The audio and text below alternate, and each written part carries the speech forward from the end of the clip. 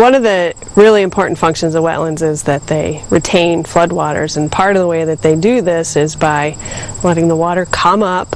and then with all the duff layer and the irregular surface, it holds the water a little bit and the ground gets saturated, and then the water slowly goes down, where the river has access to the floodplain when there's wetlands in there, and those hydric soils really hold on to the water quite a bit. So in the case between Middlebury and Brandon, there's a pretty extensive wetland complex in there, and those wetlands absorb that floodwaters as they come screaming down the mountains and into the valley bottoms. And in instances where you don't have that type of a wetland complex, the waters scour and scour and pick up velocity, and the more they scour, the more sediment they pick up, and the more sediment that they pick up, the more erosive force they have. So it just becomes cumulative down the watershed instead of attenuating some of those impacts, the velocity and the volume as well. So putting those wetland complexes in between is like putting a release valve in the system